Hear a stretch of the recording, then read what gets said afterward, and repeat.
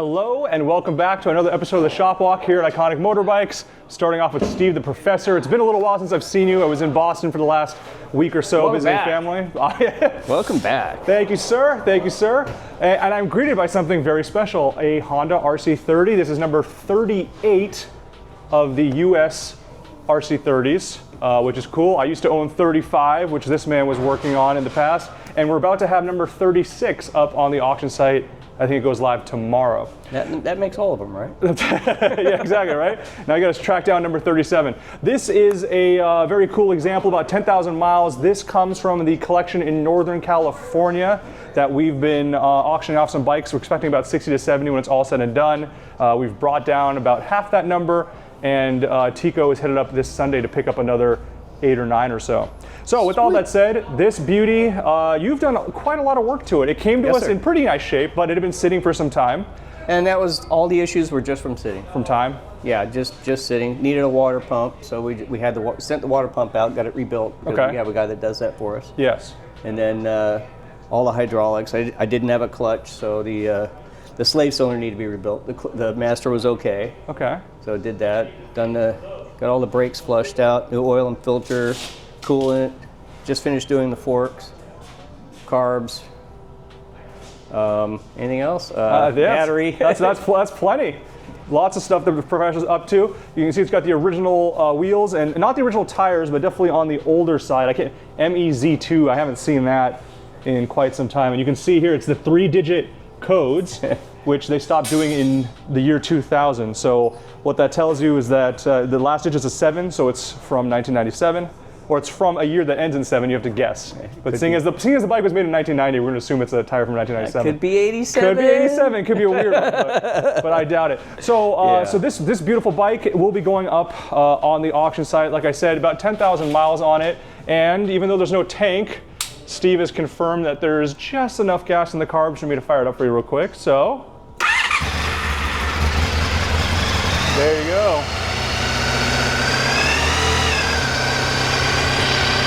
That's lovely. Sweet. There you go. So Steve's gonna get that all put back together, and then you're on to the next one. What's the next one you're gonna do?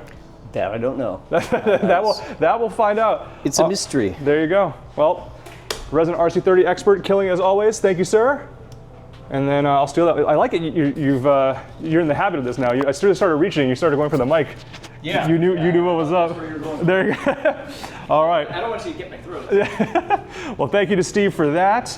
I'm trying to think. There's some other stuff here, but we'll show it to you on a future shop walk. You mentioned Friday. As we make our way back here, we've got our fearless leader there, properly wearing safety gear.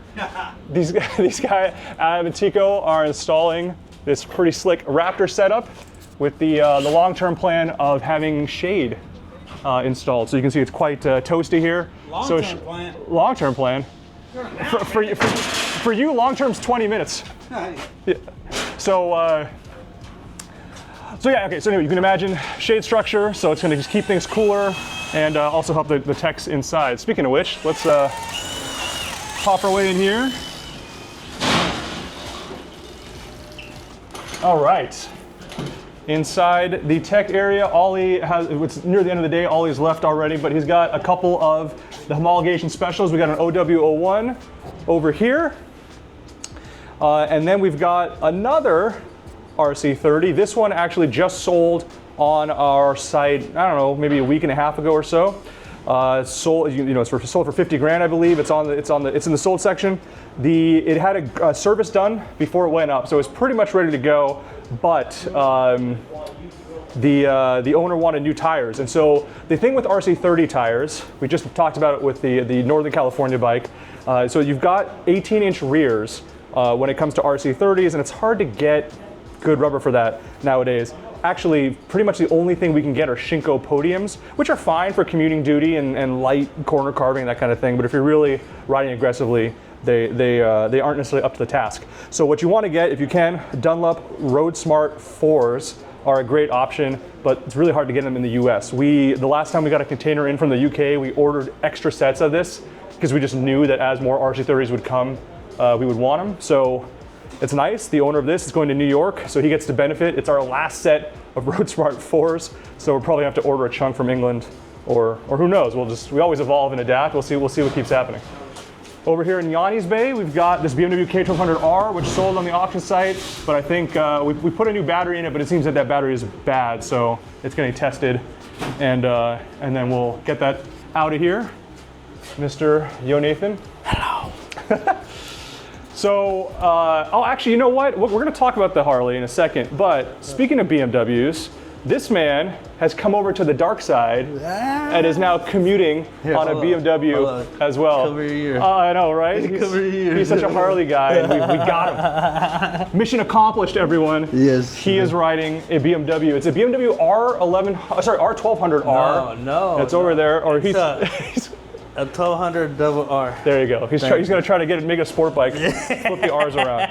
It's a little buried at the moment, so I think we're gonna have you show off your new bike in a future shop vlog. All right. But I'm excited for you. It's very comfortable. It's super comfortable. Yeah, they're good commuters. You're gonna enjoy. Oh my god, the couch is like the seat's like a couch. Seat's like a couch, and you got the trunk on it, so you can put all your. Yes, I know. So it's nice. I don't have to wear a backpack. Put your son in the trunk. Get him to school. Right. All right. Speaking of the Harleys that you're cheating on now with your BMW, we got an XLCR. CR here. What are you doing to it? I'd be diagnosing the turning signals, the headlight.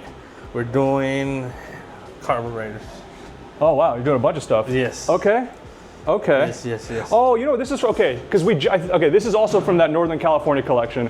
So we got a bunch of bikes from this guy, and they're all going up for service. He's very considerate about this. He wants to make sure everything is sold, ready to go. I think the only thing he's generally not doing for people is tires, so they can pick what they want. Because so many times, you know, you'll put Pirellis on it, and then you spend hundreds of dollars to do it. Yeah, and the guy who wins on the auction goes, "Oh, I'm a Dunlop guy." And I'm like, okay, fine. So generally, we recommend not worrying about the tires in those cases. But yeah, there you go. This is, if I remember, it's a low mileage. Yeah, 1,972 miles. First year of the XLCR. The gentleman that has this in the collection, when he was telling me about it, he had one of the first year bikes coming around here, and then he sold it. This is years ago, 40 or something years ago. He had one, sold it, got another one that wasn't a first year, didn't like it as much, and so he bought this one again as a remembrance of days gone by. One of the famous things about it, if you can come on this side, from a styling standpoint, this was very anti-Harley from the time. It used to be a lot of chrome, that kind of thing. This is very blacked out, and they had this famous Siamese exhaust here. This thing still made like 54 horsepower or something. It's not a very fast bike, but it looks cool. And frankly, when you're talking about 70s Harleys, nothing go fast. Yeah, fast is the issue anyway. So I do love the way it looks. It's one of my favorite looking Harleys, and that'll be going up on the auction site pretty soon. So thank you. And as I'm looking around here, it looks like there's a dent in that wheel, just so you know. Yeah. Okay. Good man. He caught it already. Yes. Very observant. I caught it just a few seconds ago. All right, Mr. Gonzalez, can I throw a mic at you? Oh, I get a mic? Fancy like that? Yeah, if you can do it.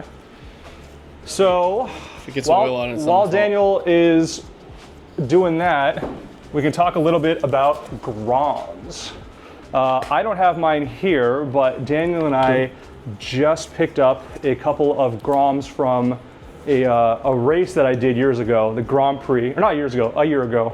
I'll probably bring mine back and we'll talk about it later. Daniel's is hiding right there, so we'll talk about that in a future shop walk as well. But for now, I just want to focus on what he's working on right now. This is a first gen Grom, maybe a 2015, it might be a first year bike actually, but it's definitely a first gen Honda Grom.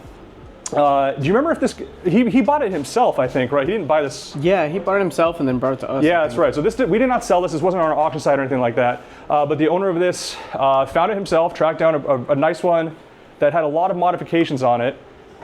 And and then he's taking it a step further. Daniel, what are you doing today? I'm doing a big bore, an oil pump, clutch, cam, an intake, an exhaust, an oil cooler, side cover, yeah, and an injector, and an ECU, and a couple other things. Oh, look at this exhaust. That's so funny. So the stock Grom, 124 cc's, makes about 8 horsepower. Do you have any idea what it's supposed to make when you're done with all this? I'm not sure. I guess we're gonna find out together, but it's gonna be pretty wild. So again, 124 cc's is a stock one. This gets bored. It's a Kitako, or how do you pronounce that? Do you know? Kitako? Kitako. But 100. So it's up to what, 170 something? That's what, yeah, it's a 170 kit. 170 kit. So as you can see, Daniel's got what feels like half a bike right here in motor that he's going to be taking care of, and hopefully we'll be able to show you what that sounds like pretty soon. Yeah. Beyond the engine work, this bike came with some fancy stuff. So I mean, it's got an OWO1 sticker there. Those are the original forks, but it does have OWO1's cartridges. The OWO1 cartridges, Yeah. and it has the OWO1 shock in the rear. Yes, it does. And Look it has at this. BSTs. Yeah, so OWO1 shock back here with the remote preload adjustment's really cool. One of my favorite things about this bike, the BST wheels, pretty crazy. You've also got these rear sets here, driven rear sets and some other stuff, but really the big stuff, of course, is the motor work, the suspension, and of course the Pirelli. These are the same things that you put on my Monkey? Monkey. Yeah. These are such great upgrades over the stock But then it's tires. got the upgraded brakes. These brakes are so good. Oh wait, I didn't even wait. What's going on with the brakes? I didn't. Oh, is that a little Brembo caliper that I see? Yeah, it's got the P32s. Okay, stock master up here, but upgraded caliper. What a bike. God, this is gonna be a lot of fun. Like I said, we're gonna talk more about Daniel and my Grom race bikes, but let me just show here. Let me lead you outside. We'll just show you a little preview of it before we call it a day here.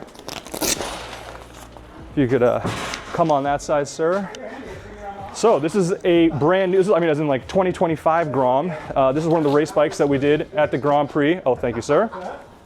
And it was a 3-hour endurance race that we did as part of the press launch for the new Grom at Barber last year. So the short version is motor stock, but Yoshimura donated exhaust for every bike, OWO1's donated suspension front and rear for every bike, man in the box, built the bikes, supplied their triples, and they supplied Woodcraft clip-ons, a couple other things here and there. I can see Daniel's already added some of his own stuff. Did you 3D printed the brake guard? Yeah. That's cool. There you go.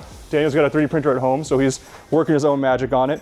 And yeah, I'm gonna leave it there just because I wanna talk more about these in detail, but we'll do that in a separate shop walk as we get back in the swing of things. Thanks for watching. We appreciate your support all the time. If you have any questions about stuff that we've shown you, if there's other things that you wanna see, let us know, because I'm back from Boston. I can get back to doing these regularly. Again, thanks for watching. We'll see you on the next one.